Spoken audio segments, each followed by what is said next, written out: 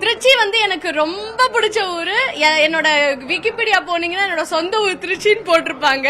அந்த அளவுக்கு வந்து நான் திருச்சி பத்தி நிறைய இடத்துல பேசியிருக்கேன். என்னோட சொந்த ஊர் ஆக்சுவலி சென்னை தாங்க. பட் நான் பேசின பேச்சுக்கு வந்து திருச்சி தான் இவ சொந்த ஊர் அப்படின்னு முடிவு பண்ணிட்டாங்க. அந்த அளவுக்கு பிடிக்கிறதுனால எனக்கு அது வந்து ரொம்ப கனெக்ட் ஆயிடுச்சு. அந்த ஊருக்கே வந்திருக்கேன்.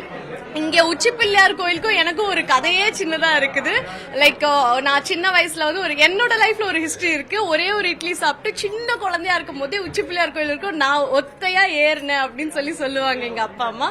அந்த மாதிரி ஒரு கனெக்ஷன் திருச்சியோட இருக்கு. So very happy to meet all Trichy மக்கள் ஓவர் ஹியர். அப்கமிங் ப்ராஜெக்ட் வந்து நான் வந்து ஸ்டார்டிங் வந்து கலைஞர் டிவில இன்ட்ரடியூஸ் ஆனேன். அப்புறம் விஜய் டிவில நான் பண்ணேன், அதுக்கு ஆக்ட் பண்ணேன். அதுக்கப்புறம் சன் டிவில ஆக்ட் பண்ணேன். இப்போ வந்து வேற என்ன சேனல் விட்டு வச்சிருக்கேன்னு சொல்லி லிஸ்ட்ல தேடுறேன்.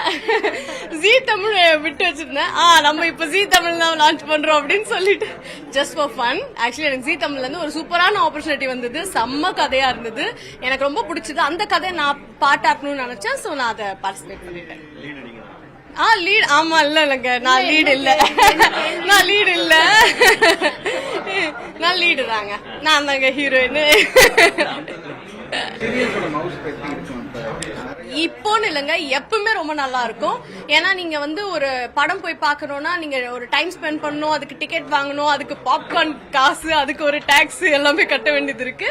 அதெல்லாம் பண்ணியும் பாக்குறவங்க இருக்காங்க. பட் சீரியல்னு போது ஜஸ்ட் ஒரு ஸ்விட்ச் ஆன் பண்ணா உங்களுக்கு ஒரு ஒன் பட்டன்ல வந்து யூ கேன் see us அப்படின்னும் போது அதோட மவுஸ் என்னைக்குமே குறையாது.